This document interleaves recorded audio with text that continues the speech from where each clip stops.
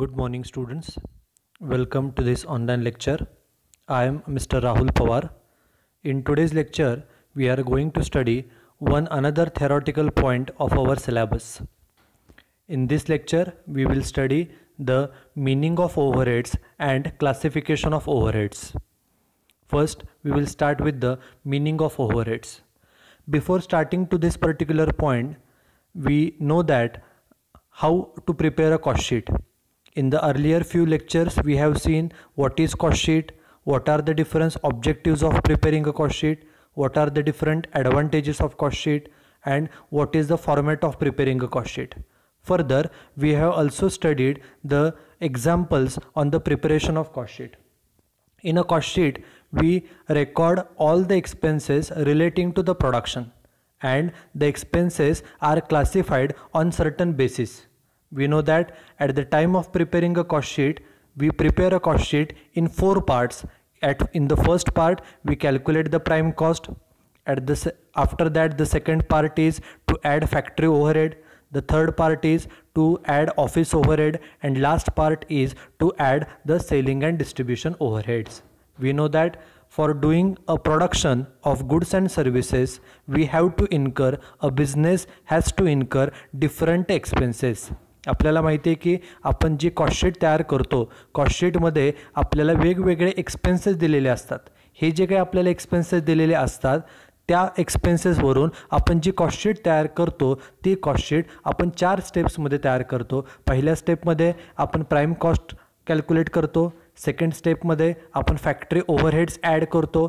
Third स्टेपमध्ये आपण office overhead add करतो. आणि चौथ्या स्टेपमध्ये आपण सेलिंग अँड डिस्ट्रीब्युशन ओव्हरहेड्स हे ॲड करतो. आणि आपल्याला माहिती आहे की whenever we are given example on the preparation of cost sheet, we are generally given 20 to 25 expenses relating to the production.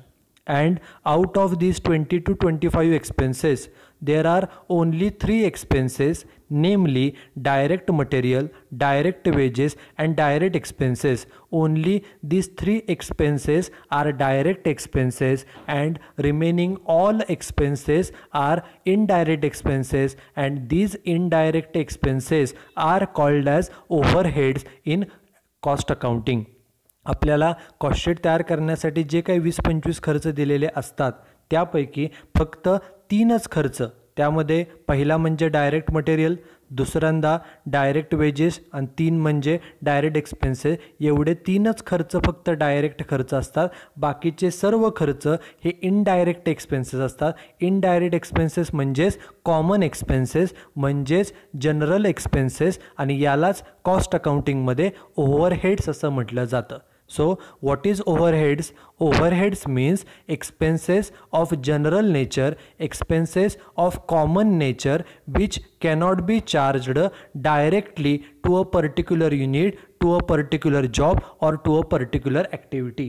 It means the overheads are not incurred for a specific goods or for a specific department, but these expenses are the common expenses.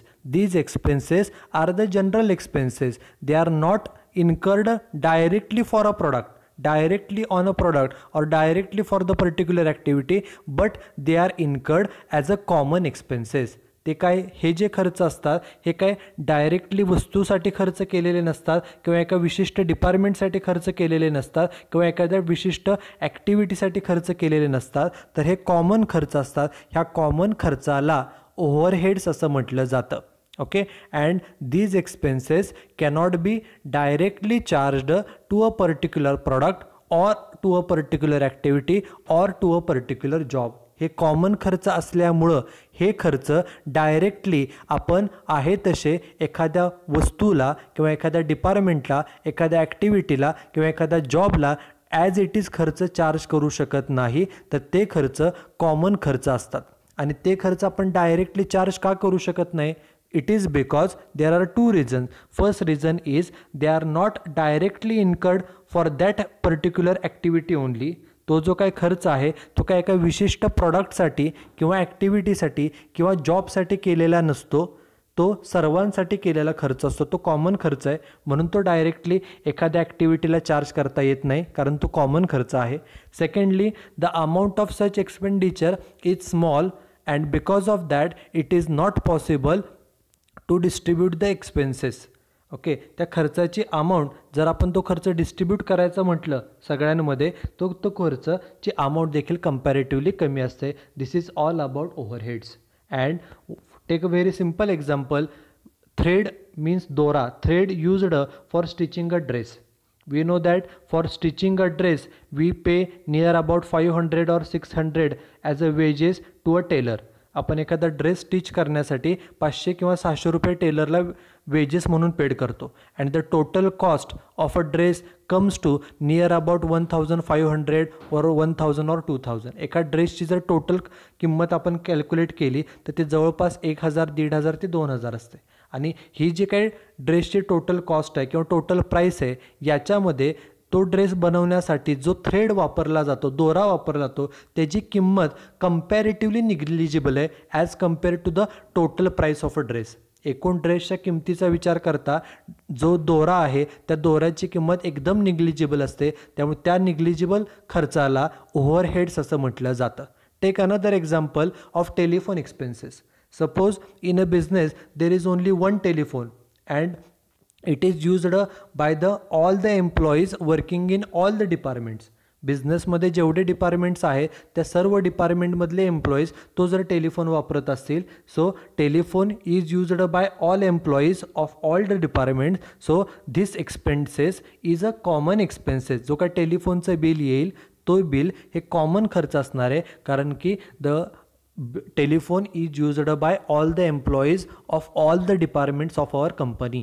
आपल्या कंपनीमध्ये जेवढे departments आहेत त्या डिपार्टमेंटमध्ये जेवढी काही लोक काम करतात त्या सर्वांनी तो टेलिफोन वापरलेला आहे. त्यामुळे तो जो काही टेलिफोनचा खर्च असेल, टेलिफोनचं बिल असेल, ते कॉमन एक्सपेन्सेस म्हणून ट्रीट केलं जातं. आणि कॉमन एक्सपेन्सेसलाच, जनरल एक्सपेन्सेसलाच ओव्हरहेड्स असं ट्रीट केलं जातं.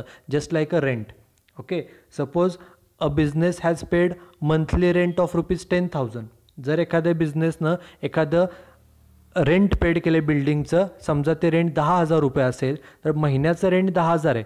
And suppose there are 4 or 5 departments in a बिझनेसमध्ये जर एकूण 4 ते 5 डिपार्टमेंट समजा असतील तर रेंट हा खर्च पूर्ण बिल्डिंगचा पेड केलेला आहे. त्या बिल्डिंगमध्ये 4-5 डिपार्टमेंट्स आहेत, त्यामुळे रेंट हा सर्व डिपार्टमेंटचा कॉमन खर्च झाला. And that's why the rent has to be distributed among all the department. म्हणून ते रेंट जे आहे ते काय स्पेसिफिक डिपार्टमेंटसाठी रेंट दिलेलं नाही आहे. ते काय फक्त फायनान्स डिपार्टमेंटचा रेंट आहे, मार्केटिंग डिपार्टमेंटचा रेंट आहे किंवा प्रोडक्शन डिपार्टमेंटचा रेंट नाही आहे. तर रेंट हे पूर्ण बिल्डिंगचं आहे. ते काय स्पेसिफिक एका डिपार्टमेंटचं किंवा एखाद्या प्रॉडक्टसाठी पेड केलेलं रेंट नाही.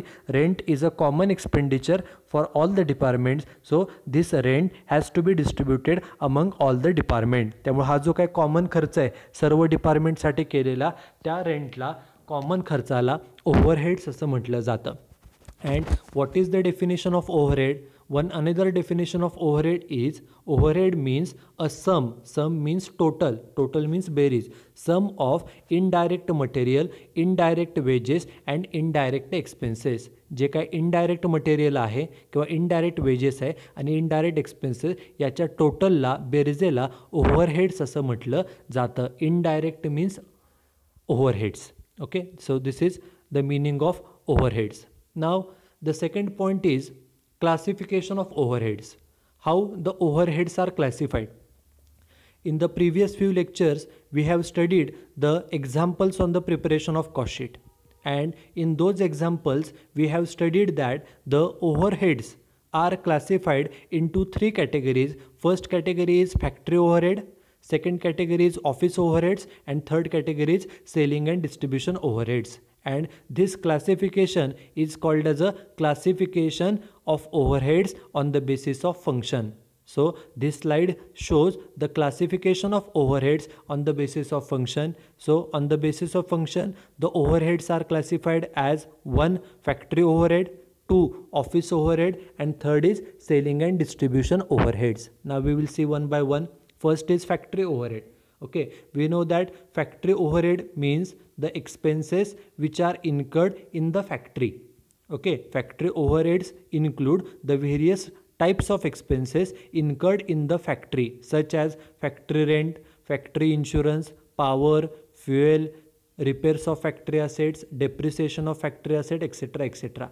So all the expenses which are related to factory or which are incurred in the factory are called as a factory overheads. This is first classification on the basis of function. What is function? Function means the purpose for which it is incurred. तुम्ही तो खर्च कुणासाठी केलेला आहे. जर तो खर्च फॅक्टरीसाठी केलेला असेल तर त्याला फॅक्टरी ओव्हरहेड असं म्हटलं जातं. The second classification is office overhead.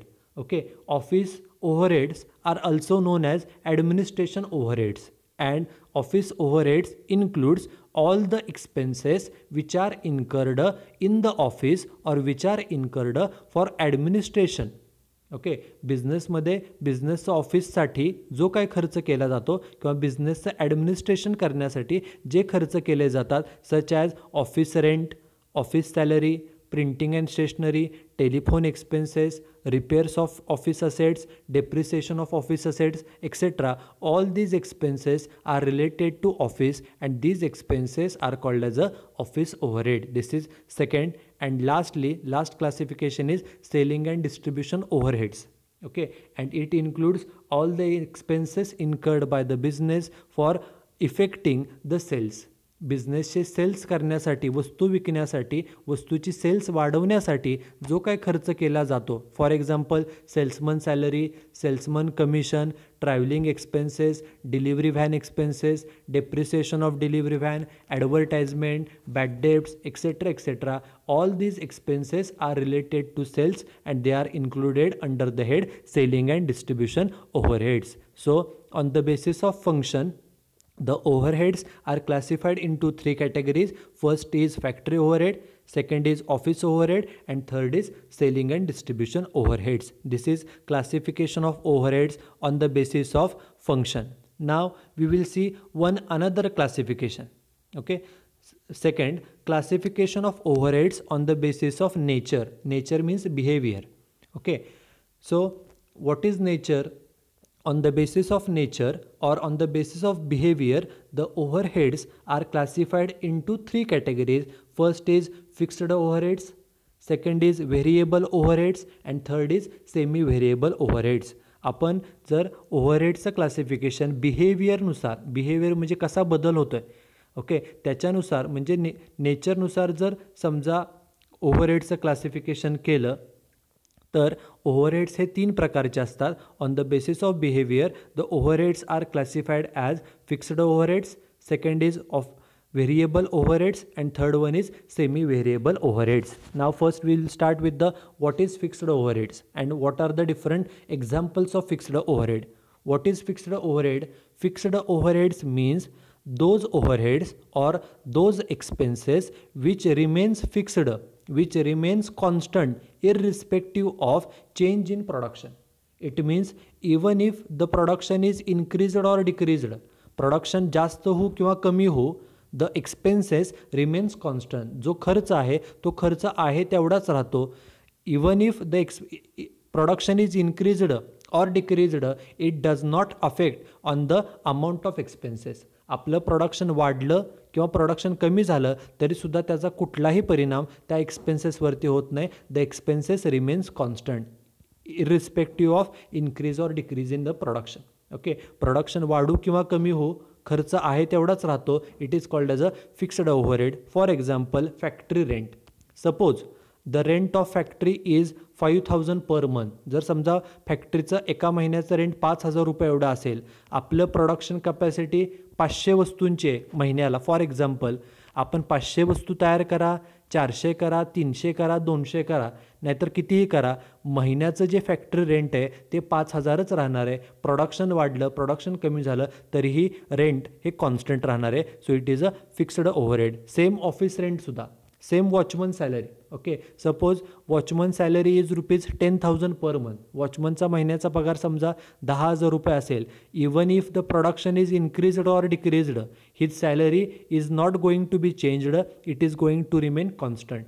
आपलं प्रोडक्शन जादा हो नाहीतर कमी हो, वॉचमनचा महिन्याचाच पगार जो काय 10,000 रुपये तो आहे तेवढाच राहणार आहे. प्रोडक्शन वाढलं किंवा कमी झालं म्हणून त्याचा पगार बदलणार नाही, तो कॉन्स्टंट आहे, म्हणून त्याला फिक्स्ड ओव्हरहेड असं म्हटलं जातं. This is first. Now the second, variable overheads. Variable means which changes.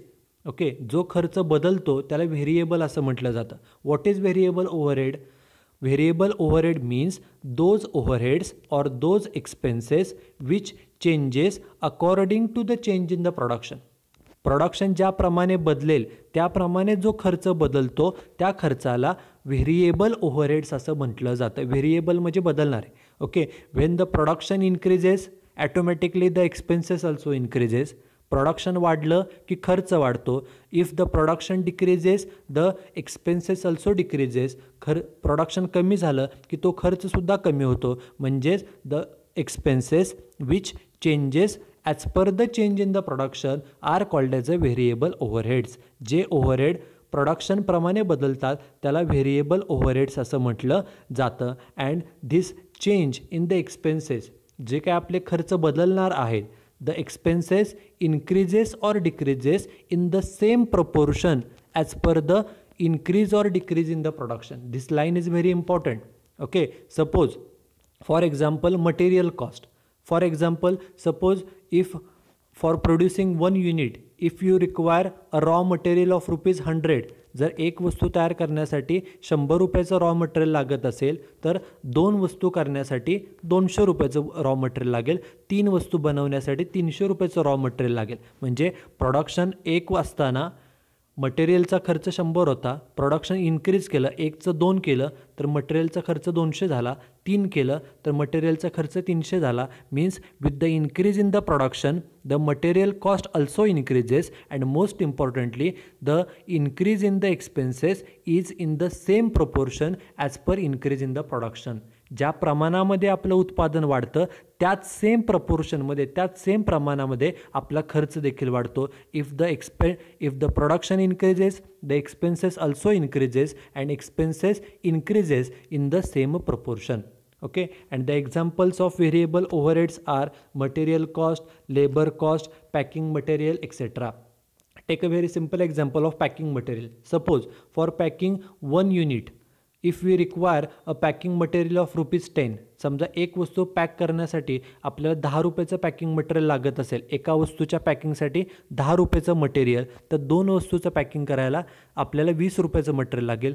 3 वस्तूचं पॅकिंग करायला 30 रुपयाचं पॅकिंग मटेरियल लागेल. म्हणजे हा जो काय खर्च आहे पॅकिंग मटेरियलचा, the expenses increases with the increase in the output, the expenses decreases with the decrease in the output. It means the expenses is changing as per change in the production, and that's why it is called as a variable overheads. So this is second classification, that is variable overhead, and last is semi variable overheads. Okay, semi variable means these overheads are combination of both fixed and variable overhead. Semi variable means some part of the expenses is fixed and some remaining part of the expenses is variable. Semi variable overheads म्हणजे कोणते खर्च की ज्या खर्चामध्ये काही रक्कम fix असते आणि काही रक्कम ही व्हेरिएबल असते, अशा खर्चाला सेमी व्हेरिएबल ओव्हरहेड्स असं म्हटलं जातं. Okay, and these overheads also increases with the increase in the production. These overheads decreases with the decrease in the production, but most importantly the expenses does not increase or decrease in the same proportion. Production वाढलं की खर्च वाढतो, production कमी झालं की खर्चसुद्धा कमी होतो, परंतु जी खर्चामध्ये वाढ होते ओके किंवा खर्चामध्ये जी काही घट होते ती सेम प्रमाणामध्ये होत नाही. Okay, the expenses increases or decreases with the increase or decrease in the production. आपलं प्रोडक्शन वाढलं की खर्च वाढणार आहे, प्रोडक्शन कमी झालं की खर्चसुद्धा कमी होणार आहे, पण हा जो खर्चामध्ये इन्क्रीज ऑर डिक्रीज होतो तो सेम प्रमाणामध्ये होत नाही. It is semi variable overhead. For example telephone expenses or electricity expenses.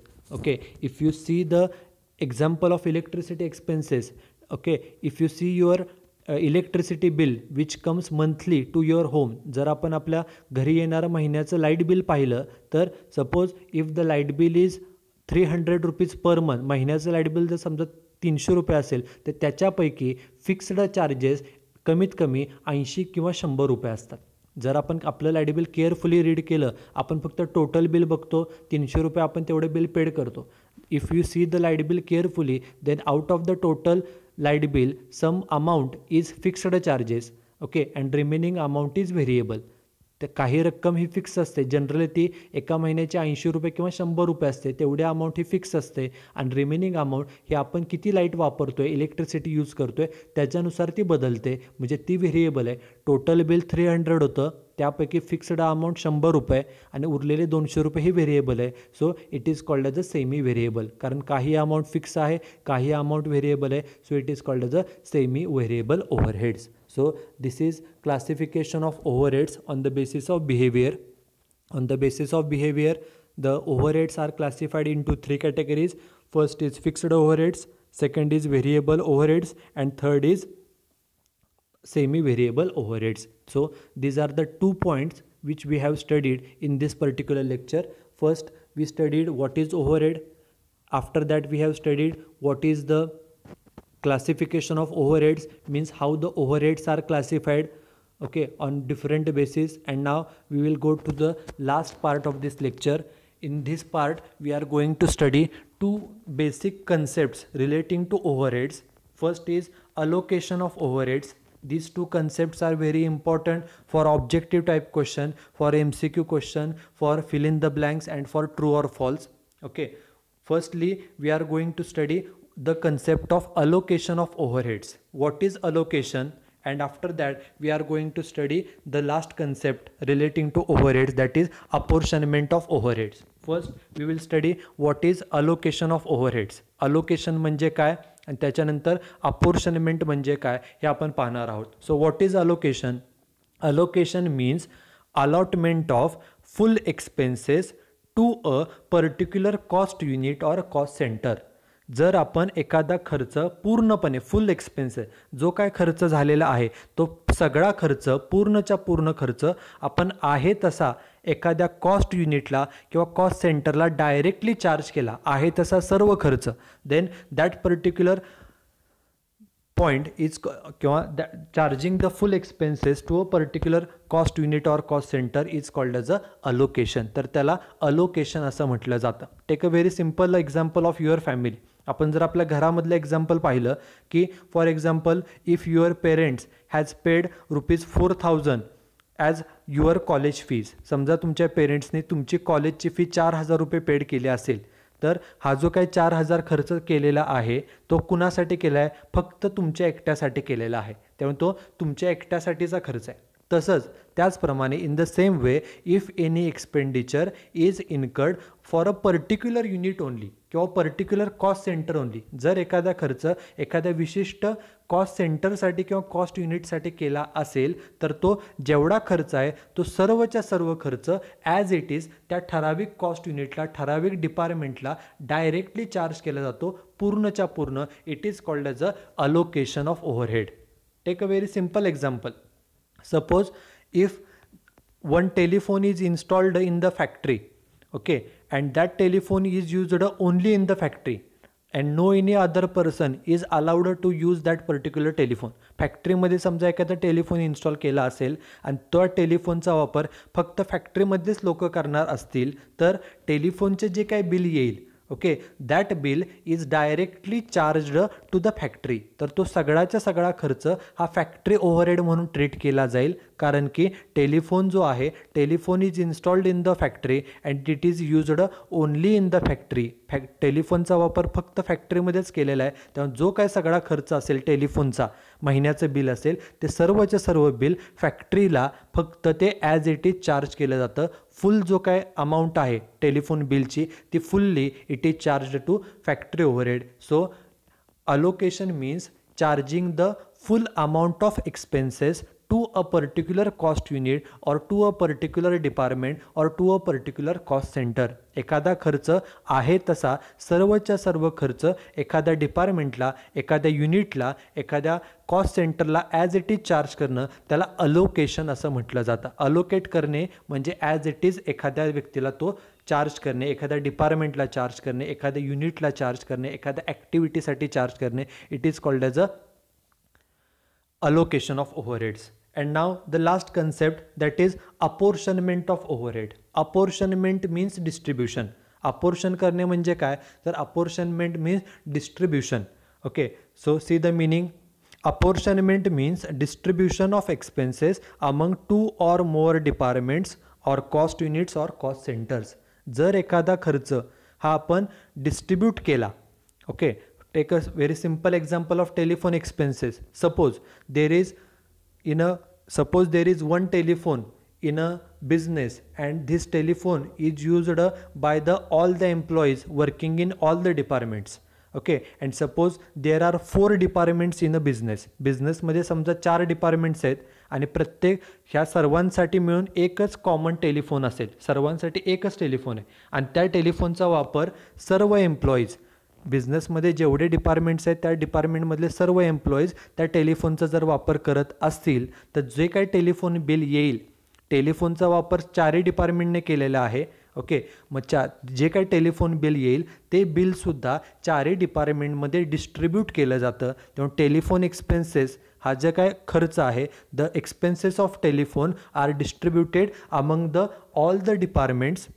Okay, and this process is called as a apportionment of overheads. In apportionment we distribute the expenses to various departments. जो काय खर्च झालेला आहे तो खर्च वेगवेगळ्या डिपार्टमेंट्समध्ये, वेगवेगळ्या cost युनिट्समध्ये, वेगवेगळ्या ॲक्टिव्हिटीमध्ये आपण तो खर्च डिस्ट्रीब्यूट करतो. And this process is called as a apportionment of overheads. तर त्याला अपोर्शनमेंट असं म्हटलं जातं.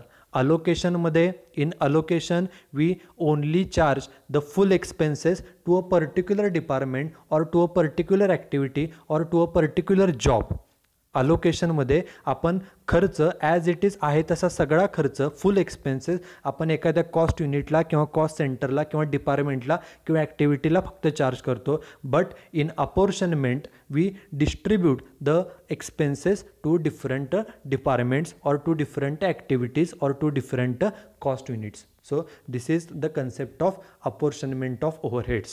So in this lecture we have studied what is the meaning of overheads. After that we have studied the classification of overheads, and at the end of this lecture just we have finished with the concept of allocation and apportionment of overheads. So thank you very much.